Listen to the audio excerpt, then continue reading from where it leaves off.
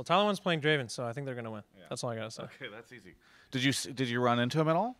I did, yeah. Was it intimidating? You had to look up to him, right? I don't want to talk shit because I think he's going to come for me, but I think it was my first time meeting him in person, and he's definitely a lot taller than I expected. Yeah.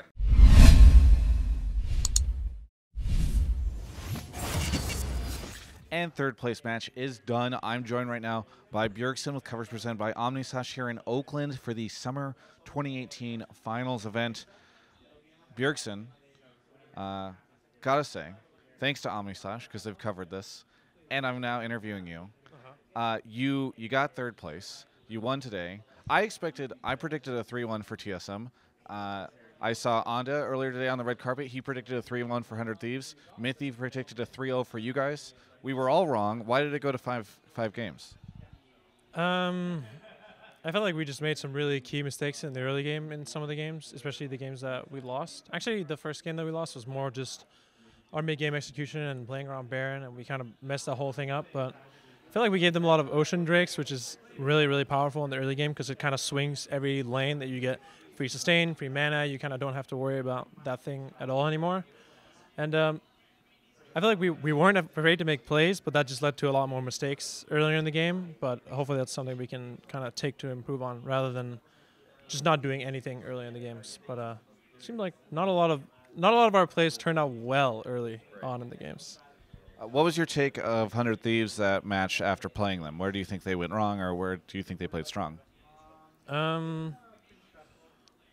I feel like against 100 Thieves, we felt like it was kind of up to us to make mistakes and us to be proactive. It didn't feel like they were forcing us into too many bad positions. And even in the game where I played Vel'Koz, we got destroyed early game, and we kind of felt like we could just sit back and we would play the mid game better than them, and we were able to. But it's always hard judging how good a team is when you're playing on stage in a best of 5 because every player plays a little worse, the macro's a little worse, there's always a little bit of disconnect, and yeah, I think it's hard to say how good 100 Thieves is and even how good we are based on these matches. Yeah, it is interesting to sort of try to figure out the strength of you guys. You know, it's been an interesting split for TSM. It's been an interesting split for me covering you guys. I don't think we've spoken in a while. What has this whole experience been like for you? Because I think about Biofrost a little bit, who his splits, he just had success after success after success. You've had to deal with a little bit more of a struggle, I think, but similar story. Like, this is kind of a weird split for you, I imagine. Yeah, it's weird, but I've also had my fair share of failures. Maybe not even in the NALCS, but even at Worlds or when I was back in Europe. So it's not something completely new to me, but we definitely had a lot of struggles kind of finding our groove, and we still are. I feel like in practice, we are improving a lot, and we're getting closer to kind of how we want to play and what team we want to be.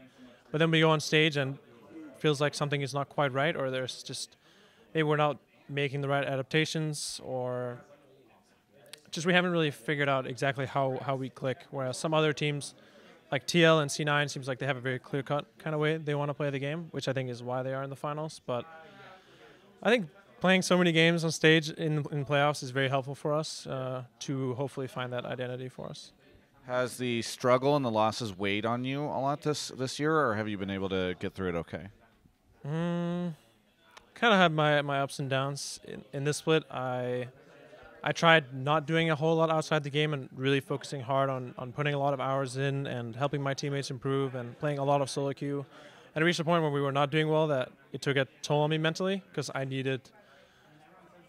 found out that I do need a little bit of an escape, or I needed to do something else every once in a while. So that's kind of what I started doing towards the end of the split, and I feel like it's allowed me to kind of let loose a little bit more in the games and not feel like my life depends on how well I perform in every single match. So that was kind of, I guess, my learning experience throughout the split. We were joking before the interview about how last week after the Cloud9 match, I tweeted about how I was, happy to see Golden Glue succeed after all the years he'd put in. You favorited the tweet, and I wasn't sure for a while if that was a passive-aggressive favorite, where I was like cheering for your opponent, or what it was. But we were talking beforehand. You were okay with that. Yeah, Golden Glue has been a friend of mine or a closer friend for the last year or two, and I I was talking to him when he was talking to C9 about joining their academy team, and I helped give him advice on kind of what different teams he could look to join and his opportunities. So he's always a player that I wanted to see succeed. Not succeed against me specifically, and not maybe go to the finals, but regardless, there is a little bit of joy in that it is Dennis Svenskeren, my really good friend, and Golden Glue, my other friend that beat me. Feels better than losing to Jensen and Blabber, I have to say, but of course I would rather be in the finals myself if I could. Who do you think is going to take finals tomorrow? I still think TL is slightly stronger right now. They just look like a really solid team, and the meta is pretty good for them right now. I think also going up against C9, Licorice is just going to match Impact's tanks, which is kind of where both of them have shined, playing the tank role. So it's really going to come down to bot lane, but I see TL having the stronger bot lane. Yeah, I think it's just going to be similar to our games. It's going to come down to these long games, team fights, especially the bot lane pressure is going to be really important. So now you head into the Gauntlet. What do you feel about? Do you think it's going to be an easy trip for you? Would you like to see Cloud9 win tomorrow so you don't have to worry about them and the Gauntlet? I mean, what's your take there? I mean, C9 winning would probably make it easier for us. Also, I was thinking about this, that if we are to play C9 in the Gauntlet, they have better practice partners because they have a really strong academy team that they can practice. And our academy team is kind of taking time off. Some of them are going home. So it wouldn't be favorable for us to play them just because they have such a strong sister team that they can play and prepare against. I don't think it's going to be easy for us, obviously. I do think we are better than we showed today. And we didn't show too many picks or team comps or strategies. So we still have a lot kind of left to pull out in those matches. And then finally, taking a step back and returning to this event, has it gotten old yet? Are you gotten used to the idea of just walking on stage and everybody losing their mind or the TSM chants during the games, or does that stuff still power you? Definitely haven't gotten used to it. I think this event was actually especially nice for me because it wasn't life or death this time around. It's just a matter of we win, we get one less best of 5 in Gauntlet or whatever. So I was kind of able to kind of enjoy the experience a little bit more, enjoy being here in Oakland, seeing the arena, meeting the fans, seeing my face huge on the Oracle Arena. My brother was really excited to see that because he was here watching a basketball match earlier this year. Yeah, so I just kind of wanted to try to get as much joy out of this event as possible and have Greg have kind of his best experience possible being the first time on stage. So it was a little different for me. It wasn't the same kind of extreme focus on the game. I have to win no matter what. I don't want to do content. I don't want to go take pictures at Oracle Arena. It's like I could kind of soak it all in a little bit more. And then finally, everybody's talking about this match. Everybody's talking about first and second. But right now, we've got the show match, the best of all time. Tyler1, a man who I had heard, was told, people at Riot were like, just don't bring him up, don't talk about him. Now he's on stage next to Freak playing. Well, first off, do you feel a little sad that, despite you playing in this hype match, the real hype match is the one coming after you with Tyler1? Yeah, I noticed there were more and more fans coming in game by game. They were hoping, can please just get this stupid match over with so I can watch Tyler1 play.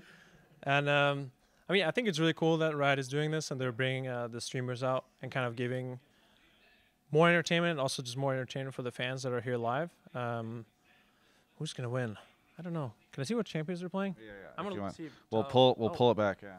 Well, Tyler1's playing Draven, so I think they're going to win. Yeah. That's all I got to say. Okay, that's easy. Did you run into him at all? I did, yeah. Was it intimidating? You had to look up to him, right? I don't want to talk shit because I think he's going to come for me, but I think it was my first time meeting him in person, and he's definitely a lot taller than I expected. Yeah.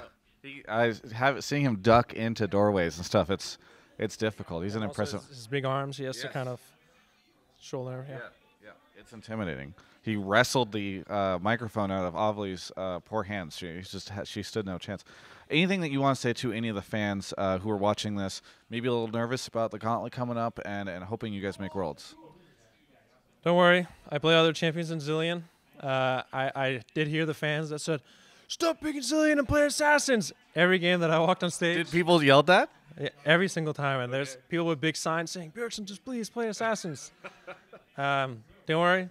I can still play Assassins. We weren't exactly hiding picks, but we were kind of being a little mindful of not showing everything that we have. And yeah, just thank you guys for still coming out here and still supporting us, even though we are playing not as exciting or important of a match. It's still a joy to play in front of such a crowd.